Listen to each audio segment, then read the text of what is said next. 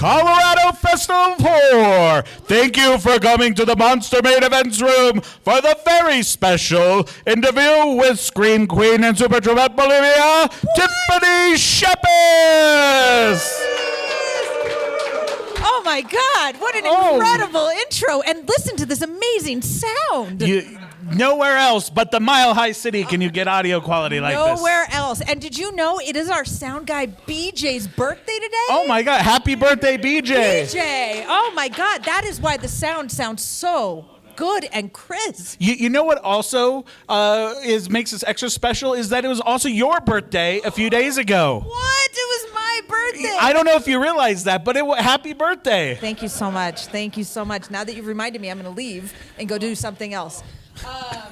Well, but before you were just about to regale a tale of you wrestling in Women of Wrestling and Glow. So, guys, hi. Thank you for being here. I'm really excited. I love Colorado. As a matter of fact, who here is a Casa Bonita fan?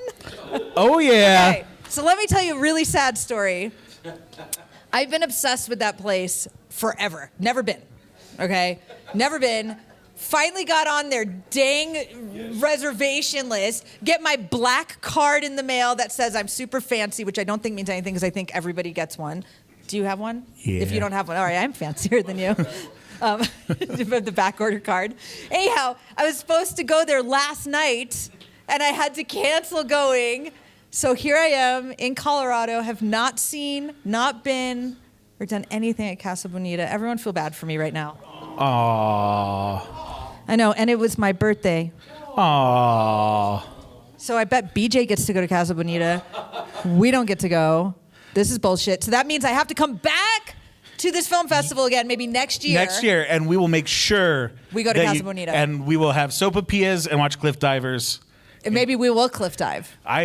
I will watch. I'm more of a cliff of a cannonball. I swear we are fella. not sponsored by Casa Bonita. I mean, if we were, though, that'd be a rad. Yeah. No, so I was telling you guys the story because he talked about like how I should come into these panels like a wrestler. And a lot of people don't know that I actually did wrestle. So I was a huge fan, like all of you, of Glow in the 80s. Like super fan. And they were, like Glow, the TV show, were holding auditions in LA for the revamp of Glow, which they were going to call WOW, Women of Wrestling. And they did it just like the TV show. Like it was like an open call audition. I went out for it and I was like, yeah, man, I made all these horror movies. Like, yeah, I could fight. Like I made up all these stories that like I was like this world-class fighter, which I also did to get my job in Romeo and Juliet. So if you see a trend here. But I didn't. I was just like a street fighting kid. But they trained you. And I got the part of Madison, the New York like rich bitch who was like the Ted DiBiase, like the $1 Million Man. But look at the service here in Colorado. Cheers. Cheers. Happy birthday to me and BJ. Oh, wait, you have to take a sip. Otherwise, bad luck. And it's Friday the 15th. Okay, good job. Oh, that was like that. What's it called? The sound people the ASMR. Like? ASMR. Do it again. That's supposed to turn people on or something? It's the Tromaville ASMR. Oh, that's like Gross. more like puking.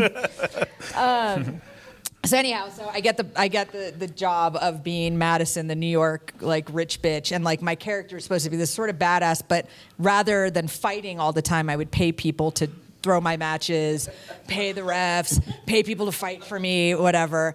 And we were supposed to have our first pay-per-view match on UPN, and we were waiting for like our insurance contract. This is very funny, this homeboy over here. But, like, we were waiting for our contracts to come in, and they were supposed to give us insurance, right? And that's what you kind of need, insurance, if you're gonna like jump off of fucking top ropes like backwards in crazy sexy costumes. And they were promised. He's like, no, I'll get them to you. And like I looked at all the girls and there were like, I think 30 of us in the league. And I was like, guys, we're not getting insurance. So what we need to do is we gotta all stay together. They can't have a UPN pay-per-view live show without all of us. So if it's everyone stays together, we're gonna get insurance. I was like, I'll do the talking, blah, blah, blah. You just sit there and look pretty. You do this, but I'm gonna talk. And everyone's like, yeah, we got this. Fucking producer comes in. I had my Jerry Maguire moment. I stand up and nobody came with me. And it was really, truly the same exact thing. And I was like, I have two choices right now. Like, I could sit down and like he knows now I'm full of shit. Or I look at him and I was like, thanks for the free haircut, motherfuckers. And I left and I went to my car and I cried. Wait, hold on. I went to my car and I cried. Oh. Yeah, thank you. Yeah, so that was my stint in wrestling. I did not ever fight a real match. It's very sad. But I have seen you fight a Sergeant Kabuki Man before, and you kicked his ass. This is true. I fought Sergeant Kabuki Man. I fought Stevie Blackheart. Yeah. Kicked his ass. Ted Bundy. Well, and you also got your introduction into Troma movies by saying you were a fight coordinator, right? Okay, no, I did not say I was a fight coordinator. I said I was a black belt in jiu-jitsu. Okay. I think I might have got to yellow belt, but it didn't matter. I had a really great high kick. That's when stunts go wrong. No, I think Lloyd knew I was full of shit. I was a 15-year-old kid who was like, I know jiu-jitsu. I need to be in this movie. You got to hire me. And he was like, oh, yes. Oh, she does know jiu-jitsu. She's amazing. That's a pretty good Lloyd impression. Thank you. Yes, Tiffany. Yes. Ooh, yes. So, and this was in Tromeo and Juliet. Yeah. How much of your scenes were directed by Lloyd, and how many were directed by James Gunn in that movie? Oh, geez. I mean, I think it was pretty like collaborative. Like if I remember it right, it was a long time ago, bro. But I think they both kind of like tag teamed like what they were doing on that set, and it's really apparent if you watch Tromeo. It's such a James Gunn film, right? Yeah. It's like even though he was the writer, he was there all the time, and so I think it was both. That's awesome. But I was so young and just so excited to be there. I was like showing up every day, like, here I am again in case you might need Peter in the background. They're like, no, you've already got killed, I think. Well, and you did mention that that's how incidents happen on set. There is a pretty infamous tale of incident. It was really sad. And that was, I mean, it was probably my fault a little bit, but I think it was mostly, we were doing a fight scene and it was, I played Peter, the bodyguard to the Capulet family, and we're in this big fight scene on the street. And when we had practiced the scene, initially over and over again with the stunt coordinator, I was in like plain people clothes, right? Like sneakers, shorts. And then when we did the scene, I'm in like 8-inch spiked stilettos. And so the distance is obviously off. I was also probably a very overzealous, excited, 15, 16-year-old kid who was like, I'm going to fucking make this kick look the best ever. And I kicked Stevie Blackheart in the face. Oh. And it hurt him bad. And at the time, I feel like I was so young, I didn't really think about how terrible of an accident that is and could have been. Yeah. Because I was so young, and now as an adult, I'm like mortified by the story because it could have been really. Like, what if it hit his eye? So I'm sorry, Stevie Blackheart. I'm not laughing at it. It's really, I do feel terrible. But he's okay. Yay, Stevie. In Guardians of the Galaxy now. The Galaxy, and he's fine. Well, and you also did like some other stuff in the Troma offices, like the Edge TV, which I'm sporting on my microphone here. Yes. You were Action Come news reporter, Super Tromette Bulimia. Correct. Yes. So tell everybody a little bit about Troma's Edge TV who might not be familiar. Well, Troma's Edge TV was a show that I think just started in the Troma offices, and it was really going to be like wraparounds for a lot of their crazy movies. And then Lloyd somehow convinced Channel 4 in the UK to give us an actual show, and with the actual budget, which I don't think anyone got paid, so I don't know where that budget went.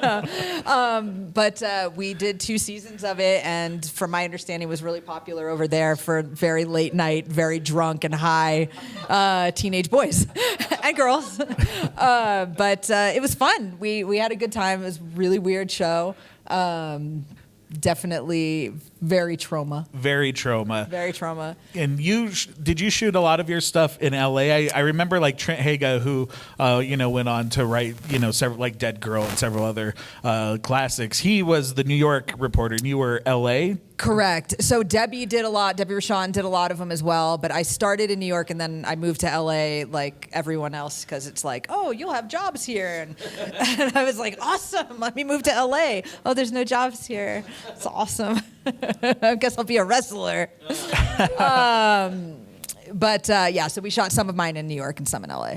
And you kind of like, it seemed like you cut your teeth just even getting super comfortable in front of the camera with a lot of those shorts, because how much like creativity control did they give you on what you were doing there? I mean, if you watch that kind of stuff, I mean, it's still very Troma. Like Lloyd and like the writers on that very much have their hands in it. I don't think I would have written myself, like, hey, let's just hump a car.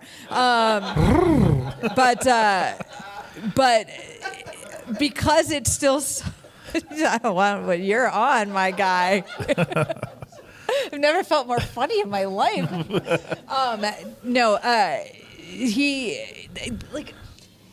It's still like they still run it like, a real show or a real movie, but then with all like the liberties of being on an indie movie production, right? Or indie TV show. Like that's what I think all of us like about a lot of the B and cult stuff that we do love, is because you can watch the behind the scenes and go, oh my God, like half of that scene was improv, or half of that scene they had to change because they didn't really have a factory. They only had, a warehouse, or they had, like I made a whole movie called Death Factory that was shot in a haunted house. Like, where's the factory? Like, there's no factory at all, right? So like that's kind of like the charm that if you guys, and which I know all of you do, because you wouldn't be at my panel, is the charm of like the indie cult B movie is like you really see how it was put together, like right? The seams and and the charm of that this was somebody that just had a passion to make movies, and oh shit, if they made that piece of crap, I can too. I love Death Factory, by the way. That was on my employee pick shelf at Hollywood Video. Oh my God. So like but it's like you said, you can see the seams, and it's one of those, it's like, well, this dude got his movie in a video store, why can't I get my movie in a video store? So it's funny, like for that movie in particular, it was a movie called Death Factory. I only took it because I wanted to play a monster.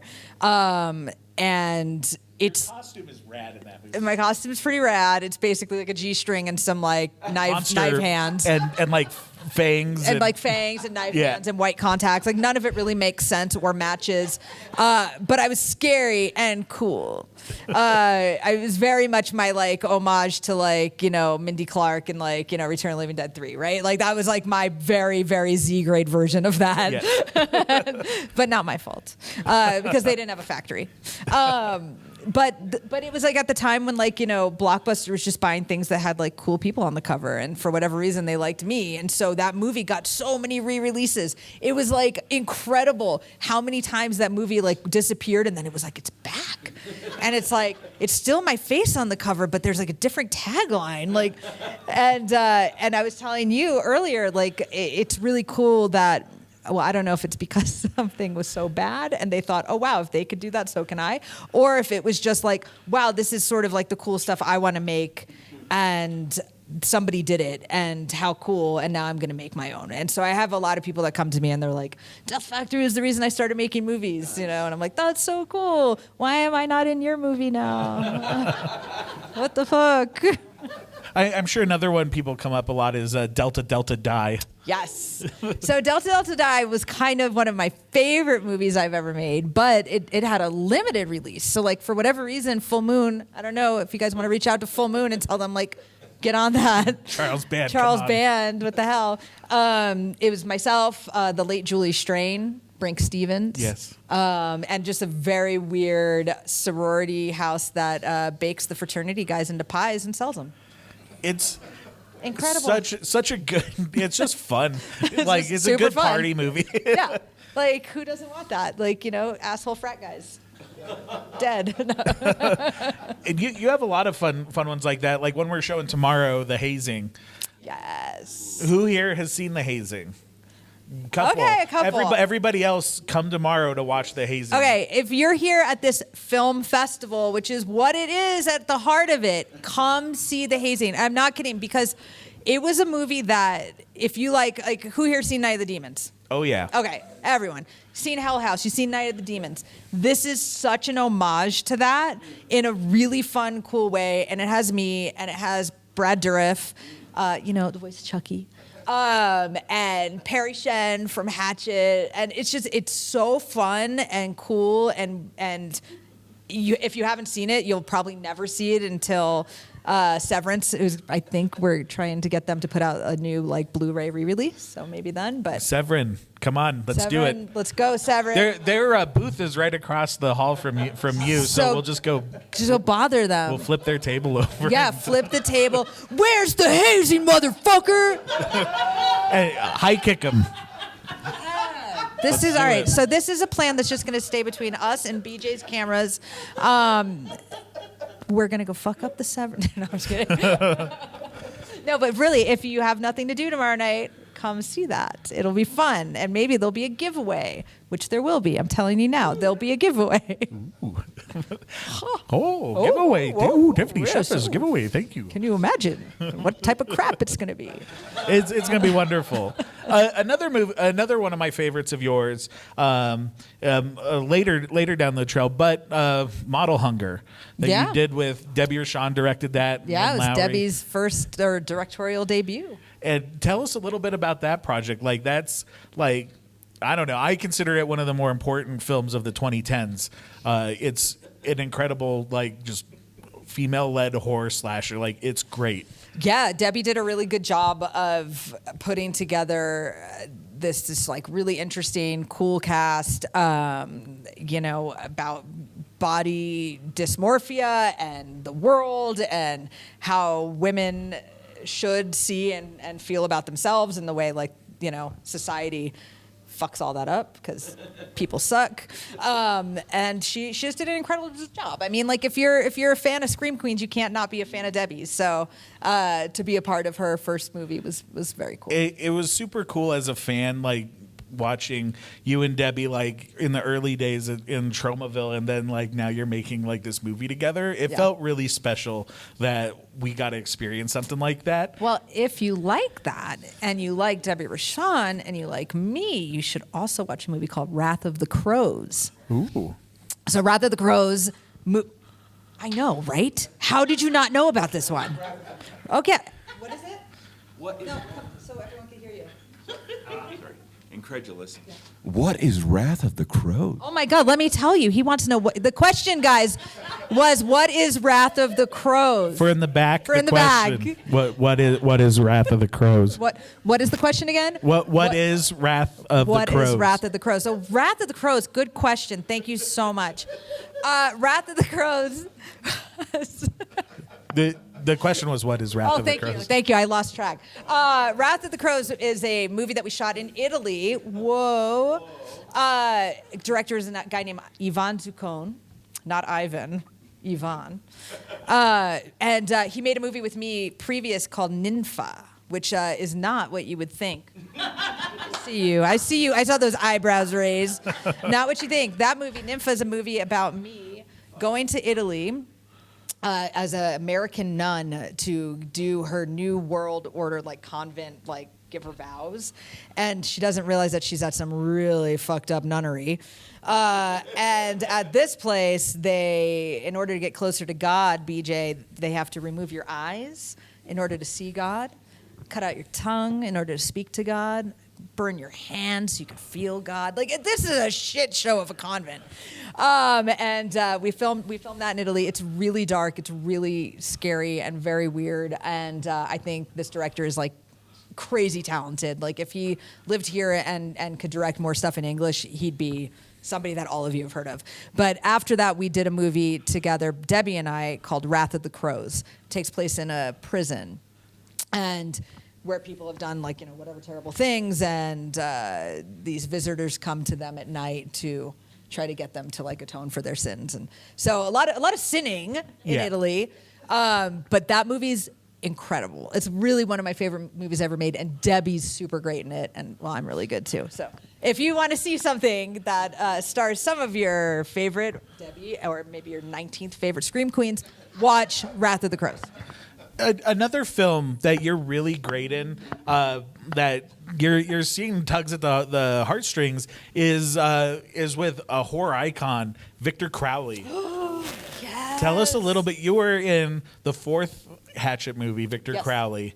Tell us about that experience. So if anybody knew about like what Adam Green did with the surprise of Hatchet 4 being Hatchet 4, it was the same for all of us actors. Like, we all got sent a script. He told me, don't tell anybody. I'm like, how can I not tell anyone? Like, who's in this? He's like, I can't tell you. But of course, if anyone knows my friend Felissa Rose, she has a very big mouth, and she calls me. She's like, so, are you doing a movie? I was like, oh my God, you're such a bad actor. Like, is it Victor Crowley? She's like, oh my God, I'm not supposed to tell anybody. Who are you playing? FYI, that is the best Felissa Rose impression of all time. It's dead on. And if you're a fan of Felissa Rose, she and Kane Hodder host a podcast. It's called Casualty Friday. You should pull out your phones right now and hit subscribe. We are in like our 3rd season, and it's not really great, but It's fun. It's us. No, it's a lot of fun. So Adam Green like sent out a script to everybody, and it was like, don't tell anybody, and of course we all did, and everybody was super excited. I was asked to work with Adam years and years earlier on one of his Halloween shorts, and I couldn't do it. And so it always became like a thing. Like, when are we going to work together? And then we did Scary Sleepover, and it was a ton of fun. And so working on Victor Crowley, although if anyone has seen it and watched my very sad, I'm not going to call it a death scene, because if you go back and rewatch it, you never actually saw me die. So I will tell you why I am still alive. So I'm there. All these idiots can't figure out how to take away like 1 inch of water in front of my mouth to help me breathe, which is absolutely bullshit, that you have such terrible friends that they can't figure out how to put like a silly straw in your mouth, or like one of those oxygen tubes you could have just ripped off and had me breathing the whole time. So dumb. Anyhow, I'm there drowning, dying. Well, then Victor Crowley comes to the window, and they all run to the other side of the plane, which in my head would make the plane, tilt, meaning the water would flow away from Casey, me, making me breathe. They all run out of the plane. Victor Crowley's there. This whole fight happens. Blah, blah, blah. Victor Crowley takes me because I'm pregnant. I have the baby, and he raises the baby as his, a mini Victor Crowley. There it is, Hatchet 5, starring Tiffany Shepis. And my baby. Yes. So if you guys all want to write to Adam and tell him that you all came up with this on your own. At Adam effing Green. Adam effing Green. At Adam effing Green. I came up with this idea this weekend, and you all tell him it was your idea. Maybe we can get this made. I also have a Kickstarter. No, I'm just kidding. We'll go to your Indiegogo, and it's Tiffany Shepis. I don't know why. It's a direct link to your PayPal. Yeah, I don't know. So weird. and then you later went on to explore other fandoms in the Star Trek, which I would say has just as popular a fandom as horror. Oh my God, yeah. And you're in the new Picard series. I am on season 3 of Picard. I play Dr. Oak. So much fun, and it's one of those things that, I mean, you guys know, like I've been going to conventions, I've told you now, since I was 15, 16 years old. And the only thing I ever, like, because I think our genre is the best genre. Like, I was a fan growing up. How I didn't even tell you how I got the part in Romeo and Juliet. I was a little actor kid in New York, and I was just making movies, like, with my big giant VHS on my block, like having friends jump off the roof and like cover themselves in ketchup. And that's all I knew. Like, I didn't think that there was a world where you could just go become an actor. And I was at school, and some kid was like circling things in a paper, and I was like, what is that? And they're like, I'm an actor, I'm gonna try out for these parts. And I was like, let me see that. Because I was a bully, I probably like punched them and like took the paper. And in it was an ad for Troma Films. And I was like, I know them. It's like, they made Nymphoid Barbarian and Dinosaur Hell. And so I cut class, and I went and I auditioned, and that's how I got that part. That's awesome. Yeah. So when I would go to these conventions as a kid growing up as a fan who now was in these movies, I would see Star Trek conventions. It would always be like right next door. And I'm like, damn. I was like, their fans are on point too. Like, how do I get in that world? And but it was like, it's just the same sort of thing. It's like the camaraderie that like Trekkies have is the same thing we all have when like, I'm like, bro, like, nice Troma shirt. Like, oh, dude, I saw that. Oh, what'd you think of that movie? It's like, that's what I find fun about coming to these, is that, like, we all watch the same stuff, right? And I would see that at Star Trek convention. I'm like, oh man, like I guess I got to get into Star Trek. And so when I came time to audition for Star Trek Picard, I was like, well, I got to go and like really verse myself in this world. And I kind of realized how much Star Trek I actually had seen. Like you don't realize it until all of a sudden I'm going back, like, oh, I've seen this. Oh, I've seen this. Oh, I know who all these characters are because it's such pop culture, right? It's like in our DNA. In our DNA. Like, just like, you know, Jason and Freddy are, so is, you know, Star Trek Next Gen. So super excited. I play Dr. Oak. She's, I guess, kind of a bitch. But and yeah, if you like Star Trek, you should watch it. I am curious, what things on a Troma set did you learn to do or not to do that have carried over to Picard? Oh my God, on a Troma set? I'm sure there's things that you're like, I remember learning this with Lloyd, and I'm still like doing the same technique here, or it's like, I remember learning this from Lloyd, and I'm fucking not doing that here. I mean, I think a lot of the stuff that I learned just being an actor, it's from the Troma-verse of, you know, kind of being a little bit larger than life, which maybe, you know, only works in this genre. Yeah. But I can't really off the cuff think of something that carried over from it, other than just realizing that, like I said, like all of us that are genre fans, whether it be sci-fi or horror, it's all kind of the same. Yeah. Right? It all kind of mixes and melds together into that same pot. And you know, actors and friends and fans of both worlds kind of tend to be like, all right, I may not watch that, but that's cool, right? And yeah. It's like still special effects and prosthetics, and you're still painting a world that is sort of incredible. Yeah. You know, so I didn't answer that at all because I don't know. You did exactly what I hoped. Is very political. I appreciate.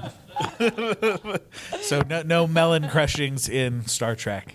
I'm sure there was, just not on mine. I wish there was more melon crushings. Be like, no, it's got to be a cantaloupe. Yes. And another favorite in my household is Tales of Halloween. Yes. If you guys haven't seen Tales of Halloween, very fun anthology. So many horror people in it. Actually, one of the people that is here today, Alex Esso, is in one of the segments. I think that's how you say her name. Alex Esso, right? Esso. Yeah, she's in one of the segments. I'm in one. Barry Bostwick. I mean, I did Adam Green. Like it. Yeah, Barry Bostwick. It's chock full of horror people, and all directed, each segment directed by a very cool horror director, and it's a lot of fun. And also, if you like horror anthologies, I did another anthology called Deathcember. So holiday horrors at its finest, and it may actually be one of my favorite characters to play of all time, a Christmas shopping Karen, and I am shockingly good at it. So you should watch that just for that.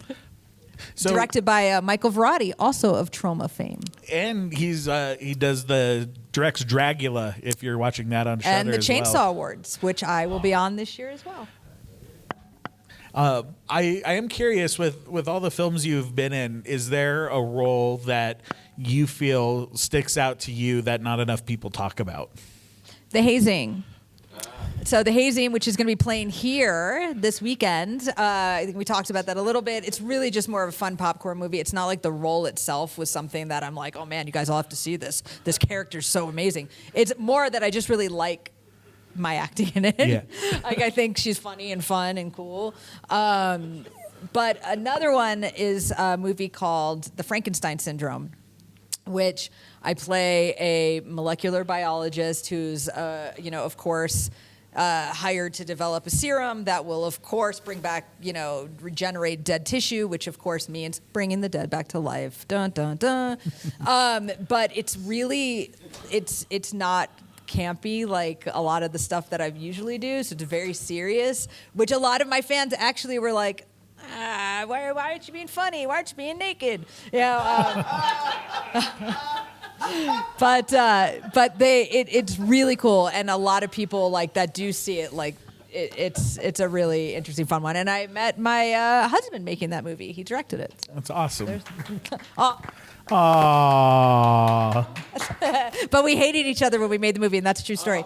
Like, absolutely hated each other. And it wasn't until many, many months later that I was like, oh, you're actually kind of cool.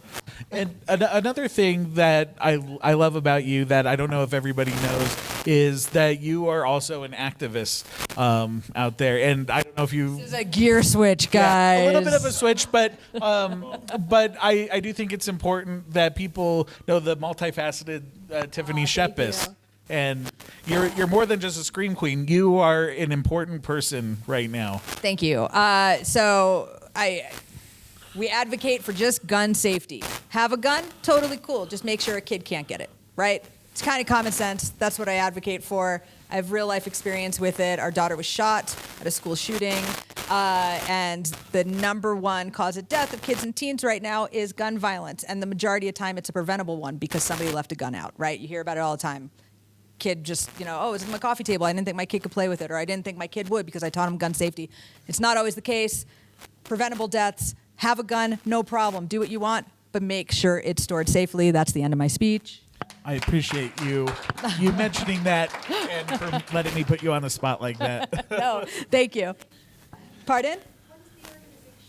So we work with a lot of them, but we have one that we started ourselves that is called Trauma to Triumph. It's trauma-triumph.org, and it is tax deductible. So what we do with our organization is we provide monetary scholarships to children specifically who were victims of violent crime. So if you were a wounded victim of violent crime, not necessarily have to be shooting, it could be you were whatever the case may be. There's lots of bad things that happen. We'll provide resources, support, and scholarships. Yeah, thank you. Thank you for asking. Well, I think on that, maybe we will open up to the floor for some Q&As. If you're ready for some Q&As, I'm gonna try not to fall off the stage here. I can handle. Oh, well, now I gotta hop back up on the chair here. Test 1 2. Somebody better come up with a question. Test 1 2. Mo definitely has a question. Mo's got a question. Thank you. It's hot in here. Is toast? Well, that's because you're here. She's gonna start with "I love you." Well, it's true. I do love you. Absolutely love you. But so you mentioned one of the films that you chose specifically because you really wanted to be a monster, and I do love some of the transformations you've done, like in The Night Watchman. Fun. Do you have kind of a favorite transformation character that you've played? Oh man. So, okay, I hate to keep saying it, but in The Hazing, I get possessed. I'm just going to spoil it for you. Tomorrow it's playing here. And who's the place that we want to put it out? Severin's going to probably put it out, even though they don't know they are. They're going to do a re-release of it on Blu-ray. So in spoiler, I do get possessed by Brad Dourif. And so I kind of look like me. I kind of look like Brad Dourif, but I kind of talk like Brad Dourif, who, of course, decided he was going to do an English accent like the week before. And I was like, what the fuck? Like, I'm just prepared to do Brad Dourif. I'm not prepared to do Brad Dourif with an English accent. But Brad Dourif called, and he left me, and I wish I still had these. Like, this is an old school, like, tape-recorded, like, voicemails. He left me voicemails of my lines, how he would do it in an English accent. Isn't that cool? It's kind of awesome. I remember just being like, oh, my God, you guys, Brad Dourif is leaving me messages. But so that was really fun. It was a lot of fun, a lot of prosthetics. Also, that Italian movie where they had to take out all of my eyes and mouth, that was really hardcore, but very, very fun to do. I do very much love special effects makeup, so anything that gives me a chance to do something weird is a good time. Thank you. Thank you, Bo. Other cues in the right over here. Lovely shirt, by the way. Yeah, good shirt. Go Troma. Isn't it a great shirt? I mean, it's a great shirt. The coolest shirt ever. Okay. So we talked earlier, and I told you that you are one of my favorite actresses. Like, of all time, not Oh, wait, just hold on. not just Scream Queen. Yes. Yeah, you and Sarah French, who was here a couple years ago. Oh, My two favorite actresses of all time. And she loves Loki, by the way. So, with that being said, I have to ask you, it's kind of a personal question, okay? Uh-oh. What is it like She's married. being married to a genius like Sean Tretta? Everything he touches turns to gold. Oh, my God. Well, wait. I was gold before I met him. Let me just say that. Totally fine before, too. No, okay. All right. There's a lot of Sean Tretta love going on here. He is married, just so you know.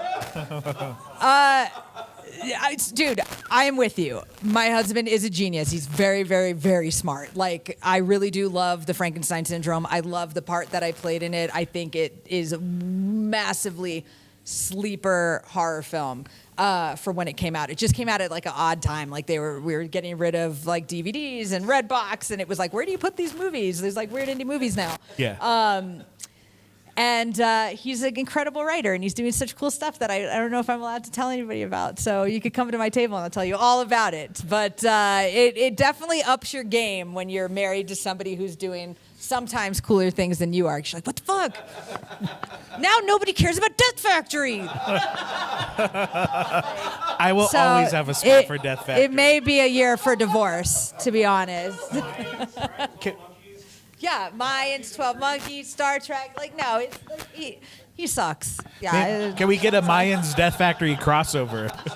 Oh, Mayans Death Factory crossover. Oh. Well, actually, I kind of did that in the form of another movie that's playing here called The Violent Kind. So The Violent Kind, made by the Butcher Brothers, who made the Hamiltons. They made the remake of April Fool's Day. If you like bikers and you like fucking possession and you like Tiffany Shepis, you should watch The Violent Kind tomorrow night at the Colorado Festival of Horror. Yes. All right. Anybody else out there? Well, Thank you. I want to say thank you so much for coming back to Colorado, and Love it here. and next time we'll make Casa sure. Bonita. Yeah, Sopapillas and Cliff Divers. And Should we just do the convention there? Oh my God. Every movie has to have a water theme. So Victor Crowley can play. I fell into a swamp. What else can come and play? Freddy versus Jason. All right. Doug Jones is cool. So, all right. Shape of Water. Anything else? Any other water horror We'll do things? Jaws the Revenge. Jaws the Revenge. We could do Piranha 3 Double D.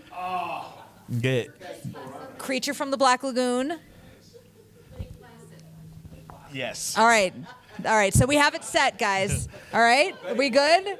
All right. This is all planned. Yes. So everybody will meet there this time next year. Sharknado 2. I was in Sharknado 2, and I did get killed on a boat. It works. And you know what? In that one, I don't think I'm dead either. Because if you look at when my face got ripped half off, I didn't stop breathing. It's true. They cut away. So I'm also alive. Then I come back like Quint in Jaws, and my face is all fucked up, and I have to hunt this Sharknado thing, but I'm also a meteorologist now because while I was healing, I went to weather school. The All right, so you tornado's guys got need dollars. to call Asylum, and all of you say that you had the same idea. It's For unbelievable. Sharknado 7. Or 8? 8? Yeah, 8? but it's only starring Tiffany Shepis. Sold. I also have a GoFundMe for that up. It's a Venmo code at your table. All Venmos, except for the Trauma to Triumph, that really goes to them. All other Venmos go to me. Perfect. Awesome. Thank you so much. And thank you all for joining Yeah, us. thank you guys. And be sure to stop by Tiffany's booth. Yeah, come to my buy table. plenty of autographs and just If you say keyword Death Factory, I'll charge you $5 more. as it should be. You got to get the royalties from that movie somehow. All right. Yeah, just say Death Factory over and over. It's my new safe word.